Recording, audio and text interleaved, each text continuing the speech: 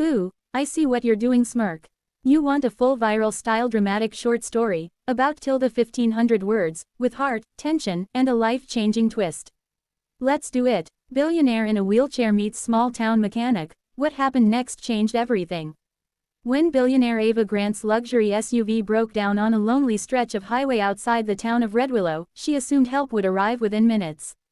After all, she was Ava Grant, tech mogul, youngest self-made billionaire in the country, and a woman used to problems being solved with a single phone call. But her phone had no signal. The late afternoon sun baked the asphalt, cicadas screamed from the trees, and her custom-built SUV sat lifeless, hazard lights blinking uselessly.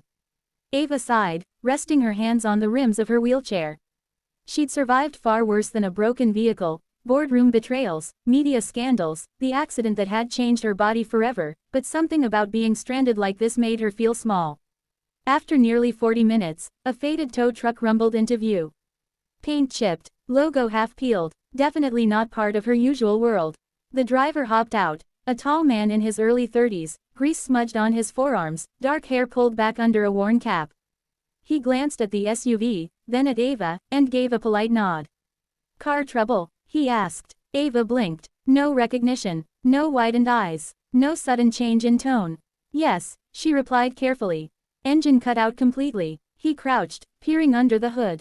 "I'm Luke. I run the shop just up the road. Red Willow Auto. Thank you for stopping," she said. "I'm Ava." Still nothing. Just a nod and a screwdriver pulled from his pocket. Within minutes, Luke straightened up. "Fuel pump's shot. You won't be driving this anywhere today." Ava grimaced. "Can you tow it?" "Yeah, shop's about 10 minutes out." "And, accessibility?" she asked, bracing herself for the awkward pause she'd learned to expect. Instead, Luke nodded immediately. "Ramps in the back of the truck. Shop's fully accessible. My mom used a chair." Something loosened in Ava's chest. Red Willow Auto was small but spotless. Old tools lined the walls, and a faded photo of a woman smiling beside a teenage Luke hung behind the counter. Luke helped Ava maneuver inside with easy confidence, no hovering, no pity. "Coffee?" he asked. "Not fancy. Just coffee. I'd love some." As Luke worked, Ava watched him from the waiting area. He moved with quiet focus, sleeves rolled up, grease streaking his cheek. No phone glued to his hand. No rush. It was strange, peaceful. "So," he said eventually, wiping his hands. "You passing through?" "Yes. I was headed to a conference in Phoenix." "That's a long way from Red Willow." She smiled faintly. Life has a sense of humor. Luke chuckled. "That it does." They talked while he worked. About the town. About how he'd inherited the shop after his mother passed. About how Red Willow had once thrived and slowly been forgotten as the highway rerouted. Ava didn't mention boardrooms or billions. She talked about loving books, hating flying, and missing quiet moments. Luke listened, really listened. By nightfall, he delivered the bad news. "Part'll take at least 2 days to arrive." Ava exhaled slowly. "I can't stay here 2 days." Luke hesitated. "There's a motel in town. Not glamorous, but clean. I can drive you." She studied his face, open, sincere. "All right." The motel was simple, but accessible. As Luke unloaded her chair, she finally asked, "You really don't know who I am, do you?" He shrugged. "Should I?" Ava laughed, a real laugh, surprising herself. "Probably not." She watched him drive away, something unfamiliar settling in her chest. Longing, curiosity. The next morning, Ava rolled into town on her own. Red Willow was quiet, worn, but proud. She stopped at a diner, where the waitress chatted like they were old friends. No one stared. No one whispered. At the auto shop, Luke looked up in surprise. "Hey, everything okay?" "I was bored," she said. "Thought I'd see if you needed help." He raised an eyebrow. "You know anything about cars?" "No, but I'm excellent at organizing chaos."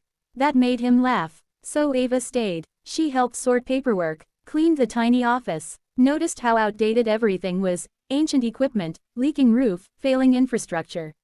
She noticed how hard Luke worked just to stay afloat. And she noticed the way he treated her like a person first, a wheelchair second. That night, as they locked up, Luke said quietly, "You don't belong here." She looked at him. "Why?" "Because you're more." Ava swallowed. "So are you." On the third day, her part arrived. Luke fixed the SUV by noon. As Ava prepared to leave, something inside her resisted. "Luke," she said, "if I told you who I really was, would it change anything?" He met her gaze. I don't think so. She took a breath. I'm Ava Grant. The Ava Grant. Silence stretched. Luke frowned slightly. Like, Grant Dynamics. Yes. He leaned back against the counter. Huh, that was it. No anger. She asked softly. No treating me differently. He shrugged. You're still the woman who alphabetized my invoices and beat me at checkers. Her eyes burned. Before she left, Ava asked one last question. If you had the resources, what would you change about this place? Luke looked around the shop. I'd modernize it. Hire locals. Make Red Willow a stop again, not a pass-through. Ava nodded. Good answer. 3 months later, Red Willow woke up to construction crews. The old highway exit reopened. The auto shop expanded into a full-service center. A community cafe opened next door. Jobs appeared. Tourists returned. No press releases. No headlines. Just quiet change. Luke stood in the new shop one evening when a familiar SUV pulled in.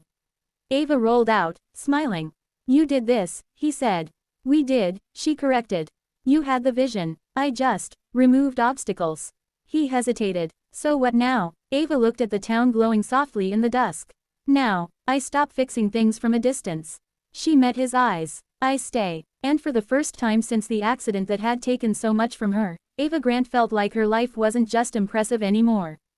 It was whole. If you want, fire more romance. Loudly crying more emotional trauma. Open mouth face a darker twist. TV YouTube style cliffhanger ending. Just tell me the vibe and I'll rewrite or expand it exactly how you want. 1500 WAD.